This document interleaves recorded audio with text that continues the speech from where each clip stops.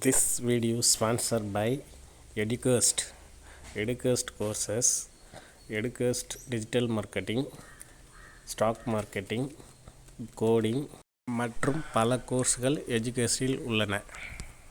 The struggle to find courses that truly speak your language, it's finally over. Welcome to EduQuest, where learning is made just for you.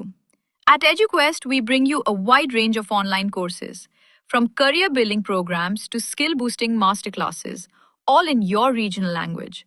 Because we believe language should never be a barrier to success. Our courses are tailor made after understanding what today's learners really need. So why wait? Start learning the smarter, simpler way only with EduQuest. Visit eduquest.courses and explore your next course today. And hey, don't miss out on our exciting offers and promotions. Hi friends, இதுக்கு முன்னாடி நாம் சந்தன மரம் பார்த்துருந்தோம். இப்போ தேக்கு மரம் பார்ப்போம். தேக்கு மரம் பாருங்கள் எப்படி இருக்குண்டு.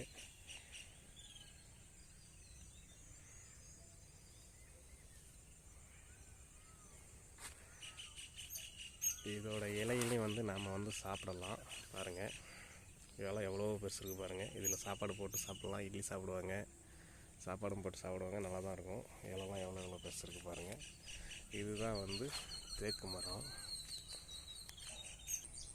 இந்த பாருங்கள், இந்த மாதிரி ஒரு மரம் நல்லா ஸ்ட்ரைட்டாக இருந்துச்சுன்னா நல்ல விலை போகும்.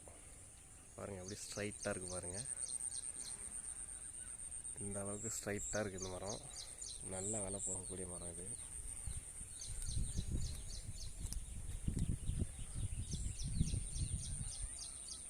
இதுவும் அதே மாதிரி ஸ்ட்ரைட்டான மரம் தான். ஆனால் இலை அடைச்சிட்டு இருக்கிறதுனால தெரியல.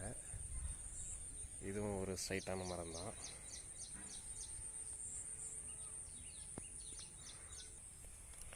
தேக்கு அப்படின்னாலே அது உறுதி, வலிமை, ரொம்ப ஸ்ட்ராங்காக ஷைனிங்காக இருக்கும். நம்ம அதை அதிகமாக ஃபர்னிச்சருக்கு தான் யூஸ் பண்ணுவோம். கட்டில், பீரோ செய்ய அதிகமாக பயன்படுத்துவாங்க தேக்கு மரத்தை.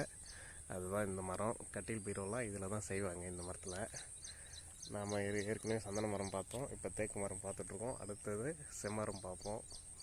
பாருங்கள், எல்லாம் உயரமான மரம்.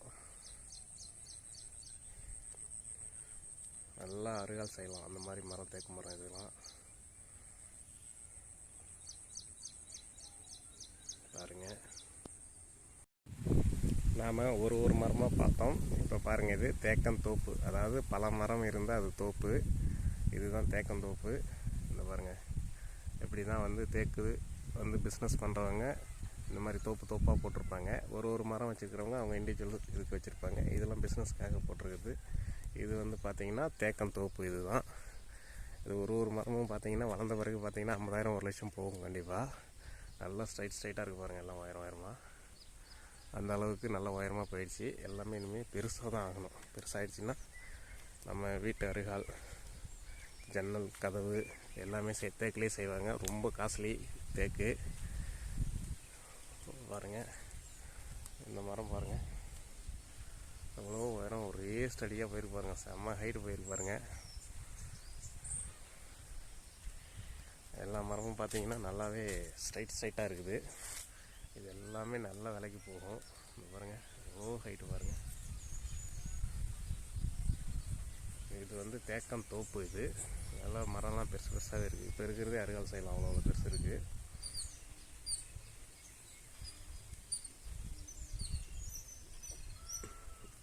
இதுதான் ஃப்ரெண்ட்ஸ் தேக்க மரம், தேக்கந்தோப்பு. பார்த்துங்க, அதாவது என்னென்னா, உங்களுக்கு பீரோ கட்டிலாம் மரத்தில் செய்கிறாங்க இல்லையா, ஃபர்னிச்சர் கடையில் பார்த்துருப்பீங்க. தேக்குன்னு சொல்லுவாங்க. அந்த தேக்கு தான் இது. தேக்க மரம் தெரியாதவங்க பார்த்துக்குங்க. இப்படி தான் இருக்கும். இலை பார்த்திங்கன்னா ஒரு ஆள் நம்ம வாழை இலையில் போட்டு சாப்பிட்ற மாதிரி இதில் சாதம் போட்டு சாப்பிட்லாம். அவ்வளோ பெரிய இலை இருக்கும். இந்த முன்னாடி உங்களுக்கு இலையை காமிச்சேன் எவ்வளோ பெருசு இருந்துன்ட்டு. பாருங்கள், இது எல்லாமே இலை தான். இந்த இலையில் பூவும் கட்டி கொடுப்பாங்க, சாப்பாடும் சாப்பிடுவாங்க. வாழை இலையில் மட்டும் இல்லை, இந்த இலையிலையும் சாப்பிடுவாங்க. Okay friends, thank you.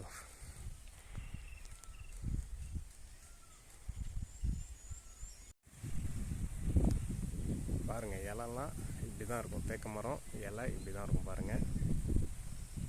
தேக்கோட இலை பெருசாக இருக்கும்.